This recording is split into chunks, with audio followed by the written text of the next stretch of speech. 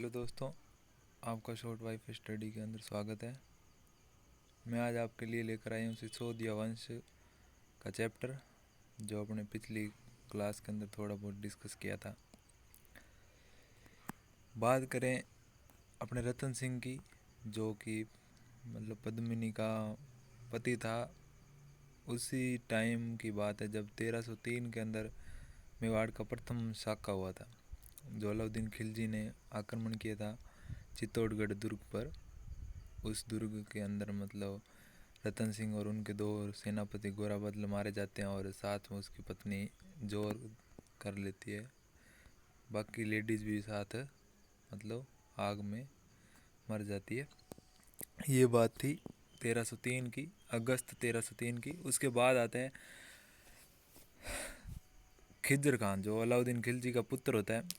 अलाउद्दीन खिलजी ने जब उनको ये वाला जो मेवाड़ वाला चित्तौड़गढ़ दुर्ग दिया, तब खिज्र खान ने इस चित्तौड़गढ़ का नाम बदलकर क्या कर दिया, खिजराबाद कर दिया।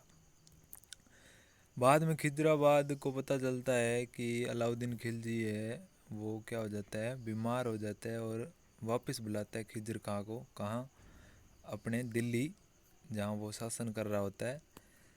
उसके बाद वो वहाँ चला जाता है और ये मेवाड़ वाला क्षेत्र, चित्तौड़गढ़ वाला क्षेत्र किसको दे देता है, मूचला मालदेव को।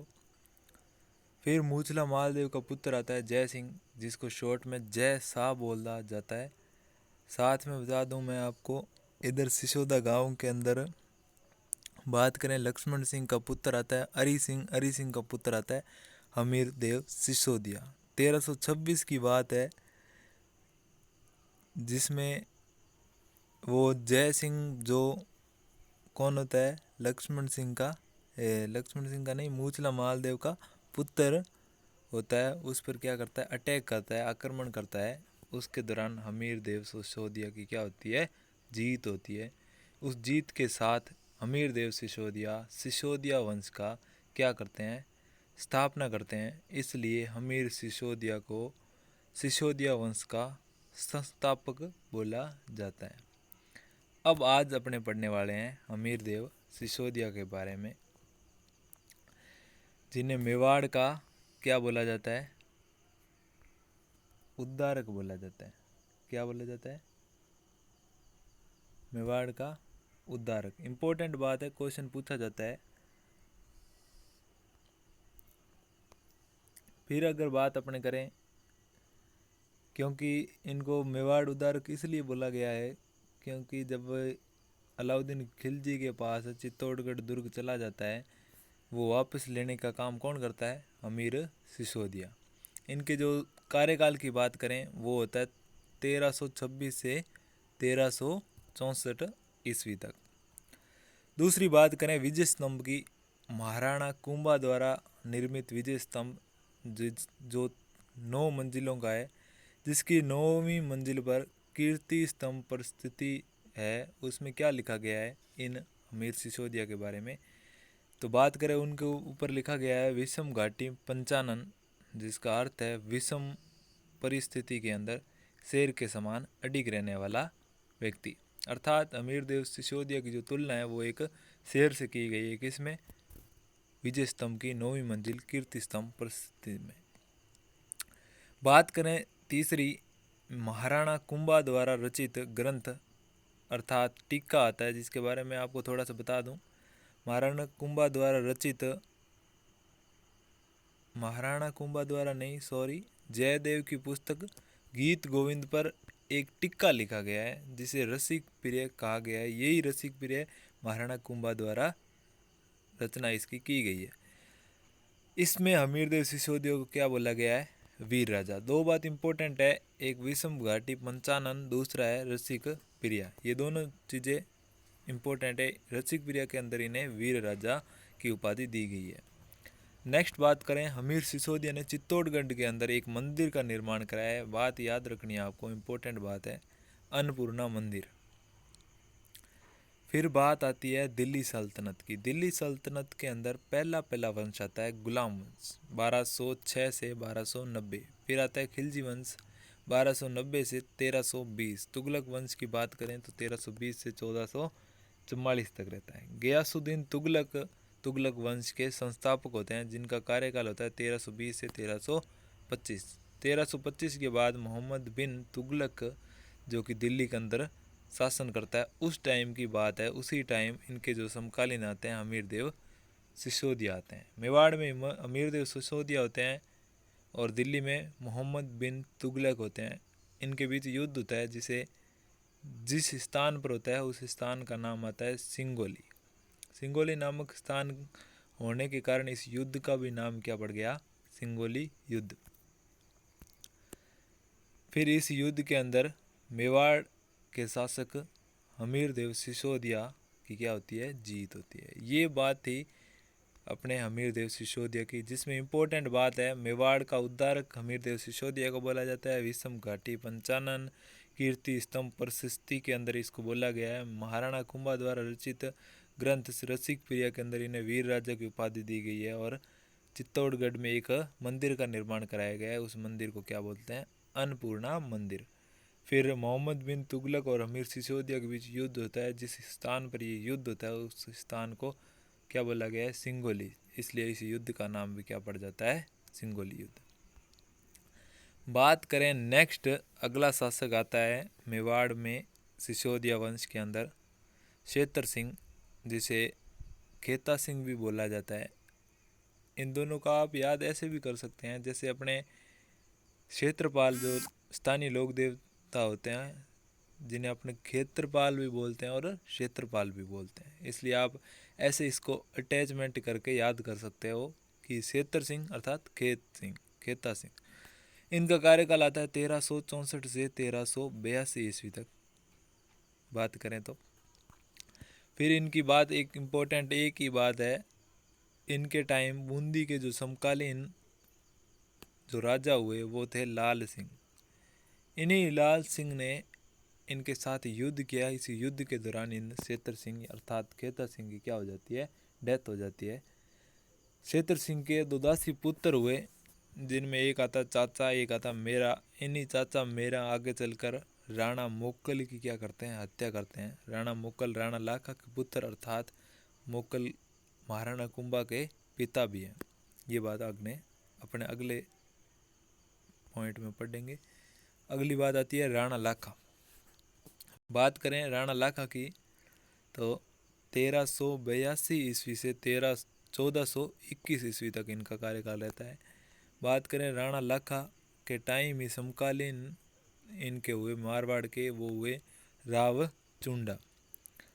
राव चुंडा के जो पुत्र हुए उनका नाम आता है, 2 पुत्र थे, एक का नाम आता है रणमल, दूसरे का नाम आता है कान्हा।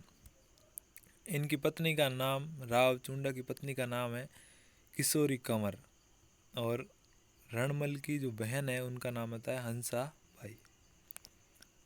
राणा लाखा का पुत्र हुआ एक, जिसका नाम है राणा चुंडा। ये बात अपने को याद रखनी है। बात है 1382 ईस्वी की, तब की बात है। मारवाड़ के अंदर राव चुंडा अपनी पत्नी किशोरी देवी अर्थात किशोरी कंवर के प्रभाव में आकर अर्थात उनकी बातों में आकर, अपनी पत्नी की बातों में आकर अपने छोटे पुत्र को क्या बना देते हैं, उत्तराधिकारी। कहाँ का, मारवाड़ का।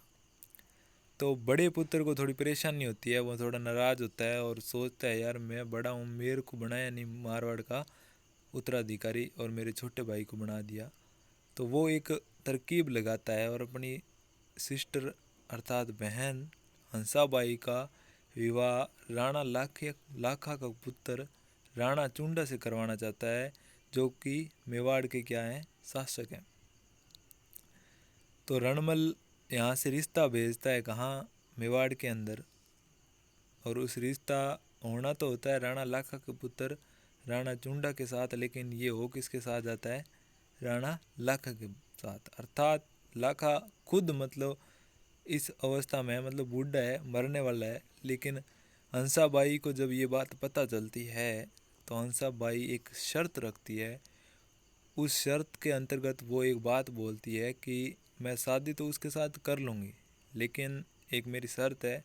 वो शर्त ये होती है कि हमारी जो भी संतान होगी वो अगले मेवाड़ की क्या होगी, उत्तराधिकारी होगी। तो उस टाइम राणा लाखा का पहले एक ज्येष्ठ पुत्र अर्थात बड़ा पुत्र राणा चुंडा भी एक प्रतिज्ञा करता है। वो कहता है कि मैं इस मेवाड़ की भूमि पर आंख उठाकर भी नहीं देखूंगा, अर्थात मैं इस मेवाड़ भूमि से कोई लेना देना कोई वास्ता नहीं रखूंगा। इसलिए इस राणा चुंडा को मेवाड़ का भीष्म पितामह बोला जाता है। ये इंपॉर्टेंट बात है, क्वेश्चन पूछा जाता है। ये थी इनकी कहानी। मैं यहाँ आपको बता रहा हूँ, डिटेल में दिया हुआ है, मैंने नोट करके लिखा हुआ है, आप इनको पढ़ सकते हो, आराम से नोट कर सकते हो।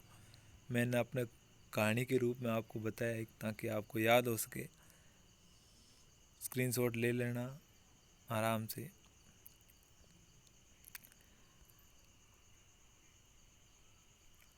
फिर नेक्स्ट अगली इनकी ही शासनकाल में बात करें, एक पिच्छू नाम अर्थात चित्र नाम अर्थात पिच्छू उसका नाम है, दोनों ही नाम इनकी है।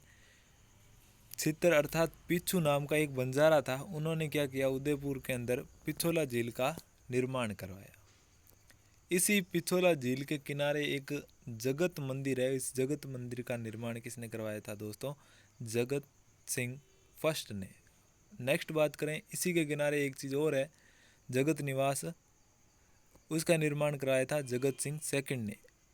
एक और यहाँ इंपॉर्टेंट बात है, ये परीक्षा में पूछा भी गया है, नटनी का चबूतरा कहाँ स्थित है, तो इसका आंसर आता है पिछोला झील के किनारे अर्थात उदयपुर के अंदर पड़ता है।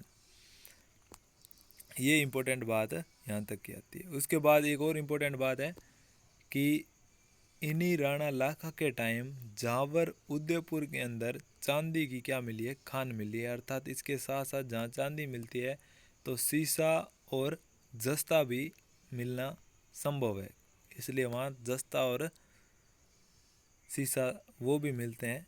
ये थी राणा लाखा की बात। दोबारा रिपीट कर देता हूँ, राणा लाखा की बात करें, इनके एक पुत्र हुआ राव चुंडा जिन्हें मेवाड़ का भीष्म पितामह बोला जाता है। इनके पुत्र की बात करें तो मोक्कल हुआ, वो नेक्स्ट क्या आएगा अपना मेवाड़ का शासक आएगा। मारवाड़ उस टाइम समकालीन हुए। राव चुंडा उनके दो पुत्र थे, एक रणमल एक कान्हा, पत्नी थी किशोरी कंवर। किशोरी कंवर के प्रभाव में आकर वो कान्हा को क्या बना देता है, उत्तराधिकारी, जिसके कारण रणमल अपनी बहन का रिश्ता कहाँ भेजता है, राणा लाखा के पास।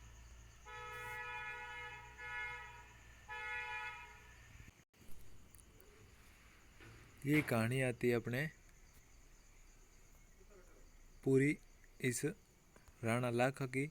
उसके बाद नेक्स्ट आता है राजा कौन, राणा लाखा का पुत्र अर्थात हंसाबाई का पुत्र राणा मोक्कल। बात करें राणा मोक्कल की तो इसका शासनकाल आता है 1421 से 1433 ईस्वी। इनकी माता अर्थात राजमाता की बात करें तो हंसाबाई आप जानते हैं, राणा लाखा की पत्नी, रणमल की बहन, राव चुंडा की पुत्री। संरक्षक की बात करें तो उस टाइम इनको बनाया जाता है राणा चुंडा को अर्थात राणा लाखा के ज्येष्ठ पुत्र को। हंसाबाई उस टाइम इस राव चुंडा पर क्या करती है, शक करती है, जिसका एक रीज़न होता है, क्योंकि वो सोचती है कि राणा चुंडा कहीं ना कहीं राणा मोक्कल को कोई नुकसान पहुंचाकर या कोई दुर्घटना या हत्या करवाकर कहीं मतलब मेवाड़ की सत्ता अपने अधिकार में तो नहीं करना चाहता, इसलिए वो शक करती है। इस शक किए जाने पर राणा चुंडा मांडू चले जाते हैं यहाँ वाली जगह छोड़कर। ये थी इनकी बात। नेक्स्ट बात करें, परमार राजा भोज द्वारा बनाया गया मंदिर समिदेश्वर मंदिर है, जिसका पुनर्निर्माण किसने कराया था, राणा मोक्कल ने। पुनर्निर्माण कराने के बाद इस मंदिर का क्या कर दिया गया, नाम चेंज त्रिभुवन नारायण मंदिर कर दिया गया। इसे ही मोक्कल मंदिर बोला जाता है। इनके द्वारा चित्तौड़गढ़ के अंदर एक मंदिर बनाया गया, उसका नाम है द्वारिकानाथ का मंदिर। ये दोनों इंपॉर्टेंट बातें मंदिर वाली। एक लिंग जी के मंदिर था, उस मंदिर के चारों ओर परकोटा करवाया गया। ये किसके द्वारा करवाया गया, इसी मोक्कल के द्वारा करवाया गया।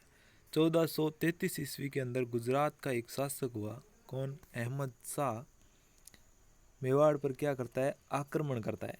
उस आक्रमण के दौरान चाचा और मेरा शेतर सिंह अर्थात केता सिंह के दासी पुत्र द्वारा मोकल की क्या कर दी जाती है, हत्या कर दी जाती है। उस टाइम गुजरात का शासक अहमद शाह जब आक्रमण करता है तो इसकी मोकल की डेथ होने के बाद जो इनका पुत्र होता है कौन, राणा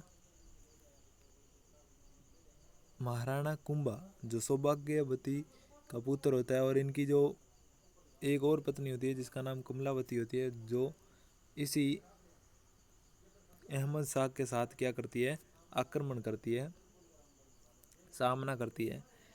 चाचा मेरा और महपा पुआर द्वारा हत्या कर दी जाती है मोकल की। ये बात याद रखनी है अपने को, महपा पुआर भी याद रखना है।